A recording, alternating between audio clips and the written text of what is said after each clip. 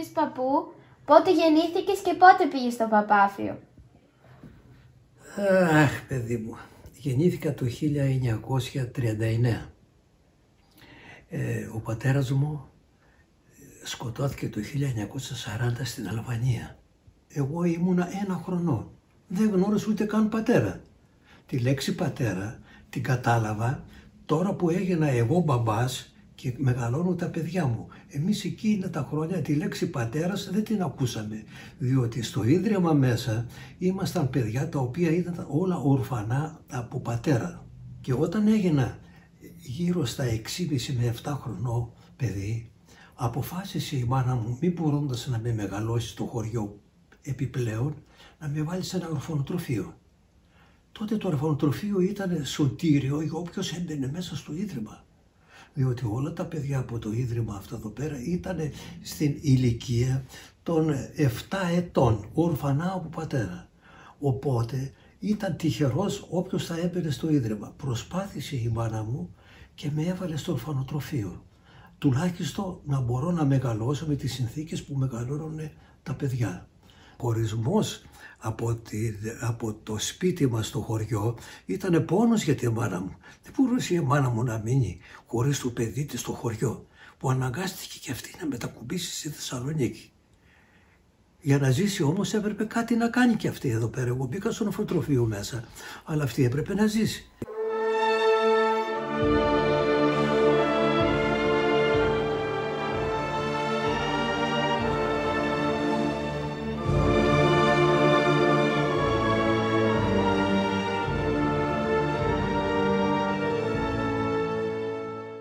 Μάνα έβλεπα, παιδί έβλεπε, αλλά επαφή δεν είχαμε μέσα στο ίδρυμα.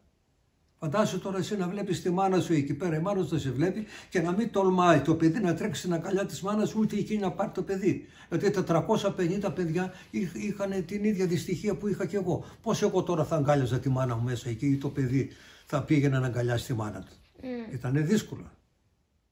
Όπως σου είπα, ήμασταν 450 παιδιά, όλα ορφανά. Λοιπόν, ήτανε από ηλικία των 7 ετών μέχρι το 18. Εγώ έμενα στο ίδρυμα 11 χρόνια.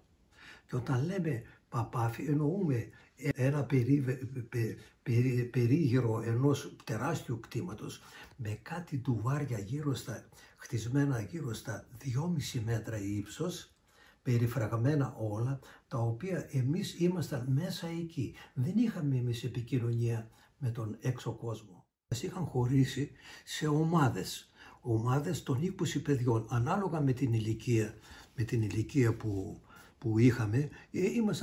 Οι μικροί ήμασταν στα 8 χρονών η ομάδα. Οι άλλοι ήταν στον 12, οι άλλοι στο 14, στο 16 και ήμασταν ένα 20 παιδιά.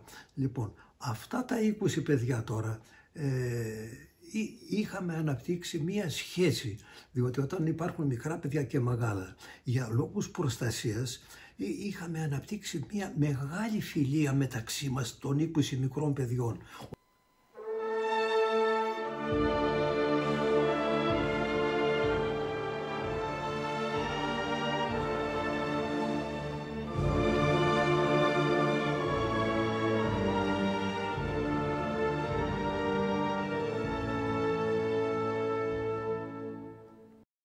Η ζωή μας μέσα στο ίδρυμα εδώ πέρα ήταν όπως ήταν η στρατιωτική, χωρίς να το ξέρουμε από τα λεγόμενα που μας λέγανε, διότι τα πάντα γινόταν όλα με τη σάλπιγγα. Με τη σάλπιγγα σηκωνόμασταν το πρωί στο ηγερτήριο, με τη σάλπιγγα μαζευόμασταν το πρωί για να φάμε το πρωινό, με τη σάλπιγγα το μεσημεριανό και ό,τι γινόταν ανάλογα με τον ήχο της σάλπιγγας καταλαβαίναμε τι έπρεπε να κάνουμε.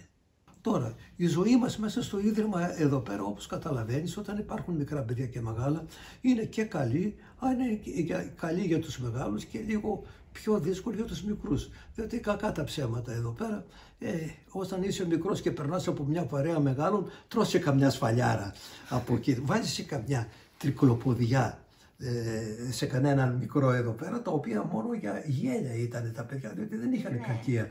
Αυτό που κατά κάποιο τρόπο ακούω τώρα εδώ πέρα, αυτά που συμβαίνουν στα σχολεία εδώ. Εκεί ήμασταν όλοι αγαπημένοι και η αγάπη μας ήταν τόσο μεγάλη που το παραμικρό που δεν είχαμε, αν ήταν δυνατόν αυτό που δεν είχε ο διπλανός μας να το χωρίσουμε στη μέση, να το δώσουμε και σε αυτόν. Υπήρχε μια αγάπη αλληλεγγύης.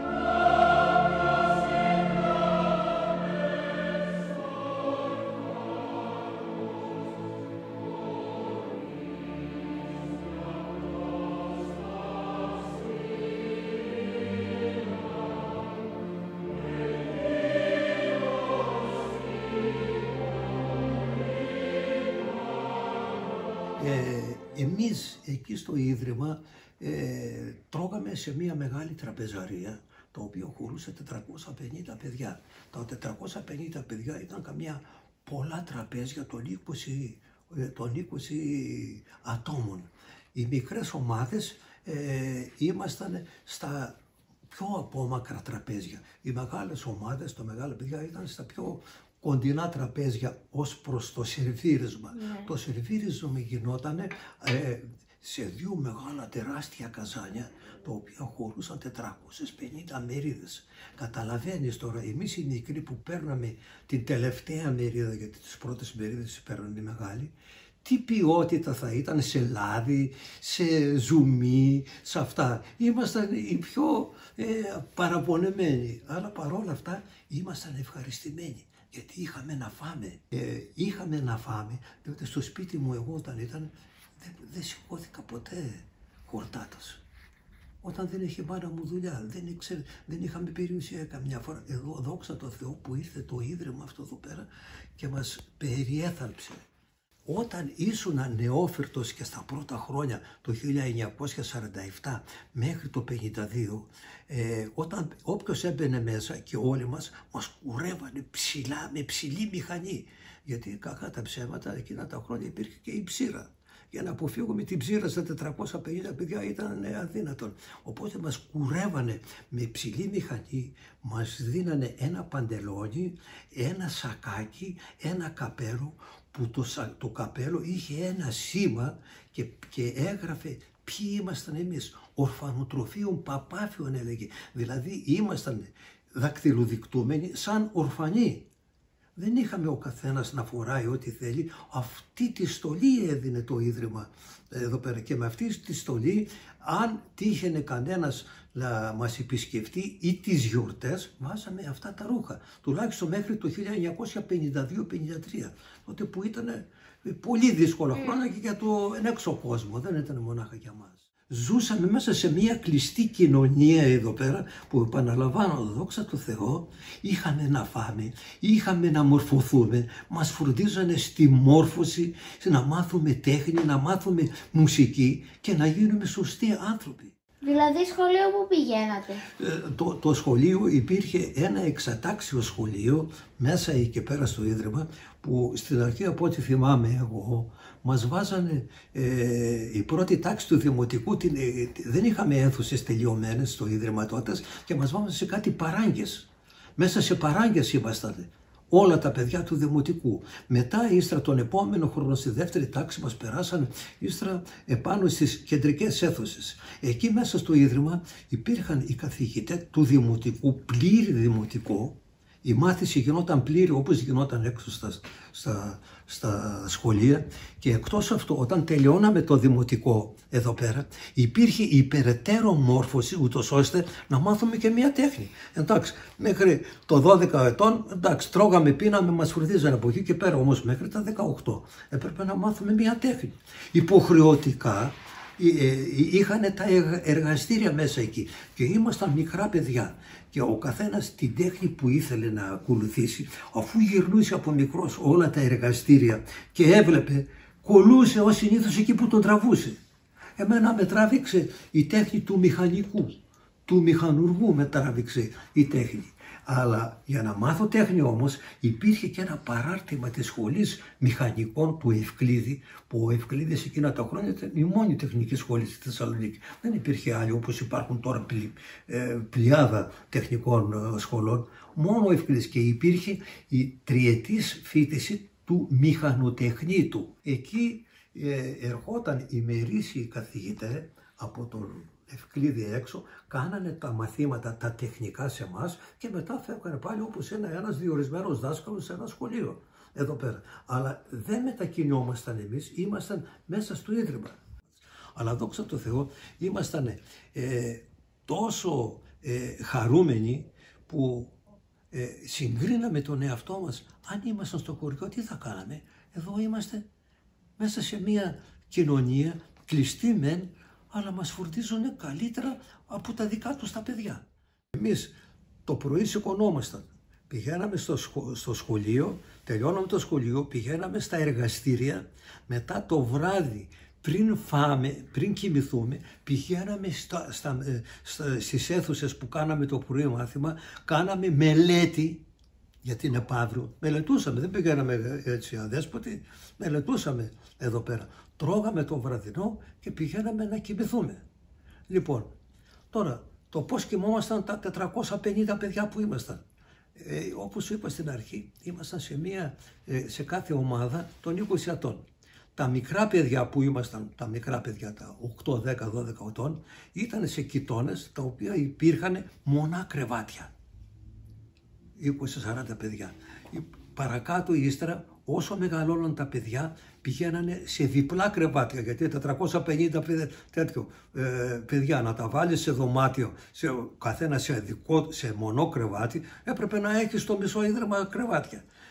Πηγαίνανε σε διπλά κρεβάτια. Πες μου λίγο για το πώς κάνατε τις γιορτές εκεί πέρα.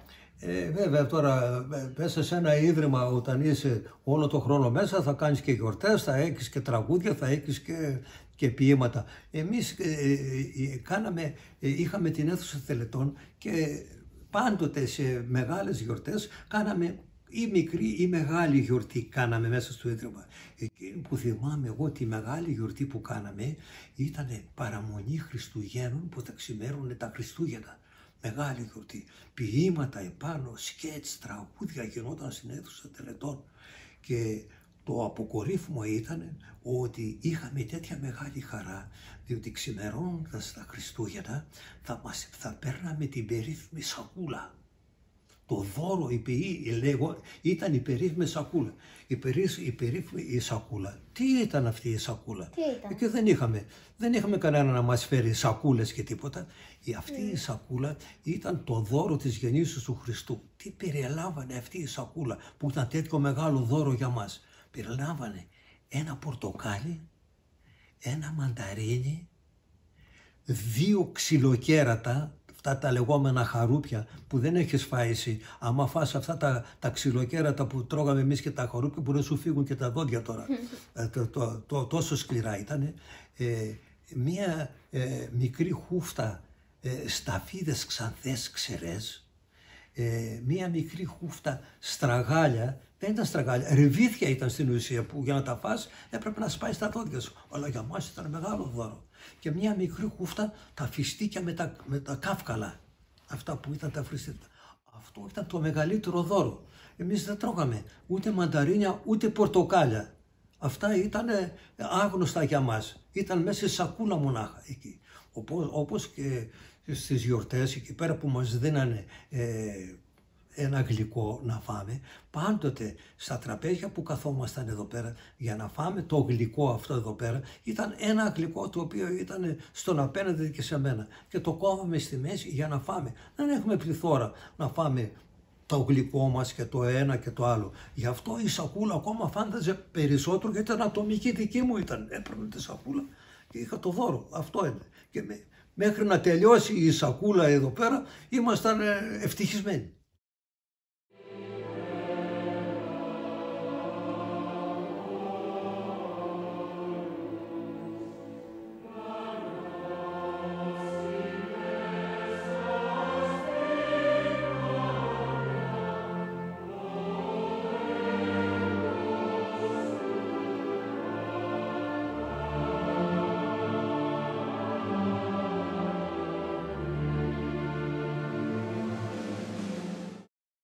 καλοκαίρια τι κάνατε? Τα καλοκαίρια, όπως όλα τα παιδιά, μας πηγαίνανε και εμάς κατασκήνωση. Όταν πήγαμε κατασκήνωση στο Χορτιάτι, από τα 450 παιδιά να ήμασταν τα 400 να ήμασταν εκεί πέρα. Οι σκηνές ήταν αυτές οι απλές στρατιωτικές σκηνές, οι οποίες επάνω στο χώμα, τις στείναμε επάνω στο χώμα και σκάβαμε ένα αυλάκι γύρω εδώ πέρα και 20 παιδιά ήμασταν μέσα εκεί με κρεβάτια εκστρατείας. Αν τύχαινε καμία θεομηνία, μπορούσε να την πάρει ο αέρας στη σκηνή, να την αφήγει και να μείνουμε μέσα στη βροχή και στον αέρα να μείνουμε. Ή όταν έβρεχε πολύ, αν τυχόν ήταν πολύ το νερό, περνούσε από το αυλάκι και ερχόταν μέσα. Κάτω από τα κρεβάτια μας και περνούσε. Ήτανε η ζωή αυτή εδώ πέρα, ήταν που λένε σκληραγωγημένη ζωή, αλλά ευχάριστη για μας. Γιατί φεύγαμε από τα 4 του βάρια που ήμασταν όλο τον χρόνο και πηγαίναμε σε ένα δασίλειο ή σε μία έκταση την οποία το μάτι μας έβλεπε απέραντα. Ενώ μέσα στο ίδρυμα δεν έβλεπε, στα 4 του βάρια εκεί πέρα. Αυτό μας ευχαριστούσε πάρα πολύ. Είχαμε τις ημερήσιες εκδρομές. Πηγαίναμε ιδίως στο Χορτιάτι πάνω, πριν γίνει το ραντάρ που έγινε τώρα. Εμείς ανεβαίναμε από τα μονοπάτια και ανεβαίναμε πάνω στην κορυφή, στην τελευταία πέτρα. Επάνω που δεν υπήρχε ψηλότερο σημείο. Και ενδιάμεσα υπήρχαν διάφορα οποροφόρα δέντρα διάσπαρτα έτσι μόνα τους εδώ πέρα και ήταν τυχερός αυτός ο που έβρισκε φουντουκές και μάζευε κανένα φουντούκι. Παππού, ήσουν μουσικός στην κρατική ορχήστρα. Πώς σπούδασες?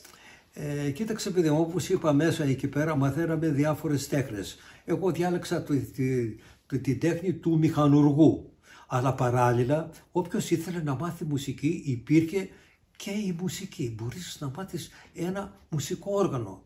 Εγώ παράλληλα με το μηχανικός δήλωσα και μουσικός. Και ήμουν τυχερός εγώ που ο αρχιμουσικός είχε κλαρίνο και με έδωσε ένα κλαρίνο. Βέβαια εκεί ήταν δυσκολία διότι εμείς αυτοδίδακτα παιδευτήκαμε εκεί πέρα να μάθουμε το χειρισμό των οργάνων. Διότι δεν είχαμε δάσκαλο μουσικής, ειδικό δάσκαλο για κάθε όργανο. Ένας δάσκαλος ήταν για όλα τα όργανα. Λίγο πολύ έτσι μας έλεγε, έτσι προσπαθούσαμε εμείς. Εκεί πήρα τα πρώτα βήματα της μουσικής εκεί και είδα ότι με άρεσε η μουσική.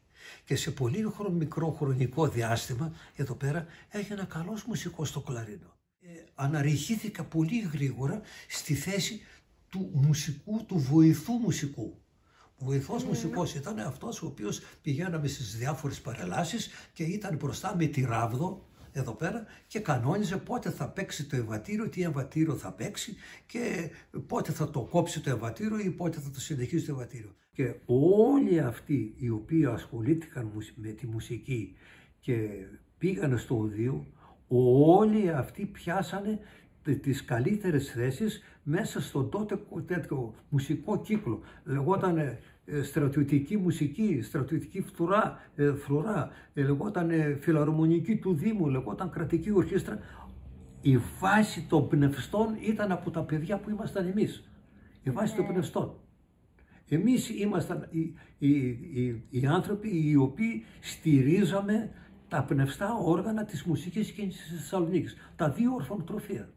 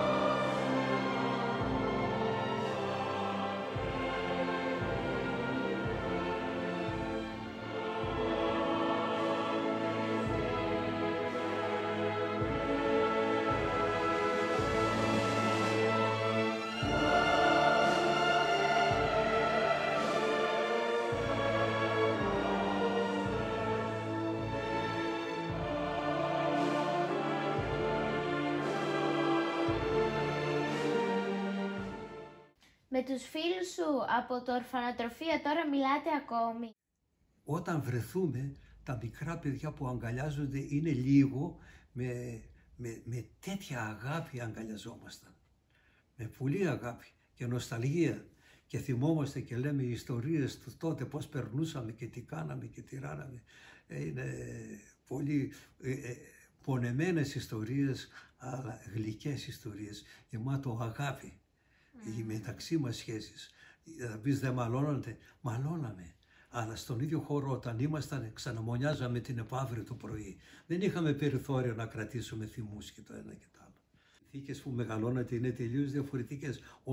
Όσο περιγραφή και να σε έκανα τώρα εγώ εδώ πέρα, δεν μπορείς να το καταλάβεις αυτό εδώ πέρα. Γιατί τώρα εσύ ανοίγεις το ψυγείο και δεν ξέρεις τι να φας. Εμείς δεν σηκωθήκαμε από το τραπέζι ποτέ χορτάτη. Πάντοτε πεινούσαμε. Δεν ήμασταν πολύ πεινασμένοι, αλλά όταν πεινούσαμε δεν είχαμε να φάμε. Ενώ εσύ τώρα ανοίγεις το ψυγείο και λες τίποτα δεν έχει το ψυγείο, κι ας είναι γεμάτο. Ναι.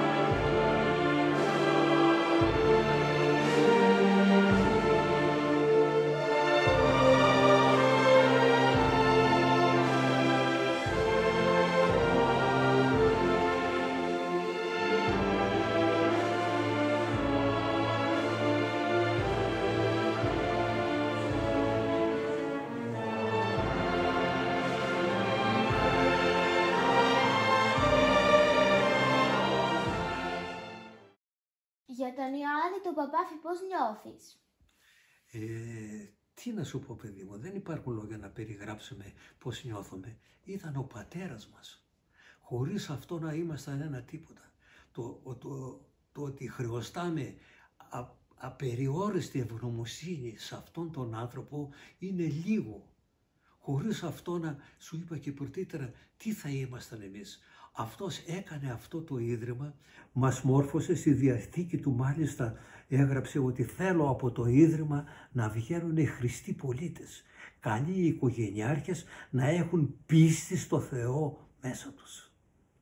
Αν διαβάζεις τον ύμνο του Παπάφη, τότε θα καταλάβεις τι δώρο μας έκανε αυτός ο άνθρωπος, αυτός ο ευεργέτης μας. Όσα χρόνια και να περάσουν εδώ πέρα για μας, να μην πω πολύ παραπάνω, εδώ πέρα πατέρα δεν γνώρισα, ο πατέρας μας ήταν αυτός. Χωρίς αυτό να θα ήμασταν, δεν ξέρω αν υπήρχαμε κιόλα.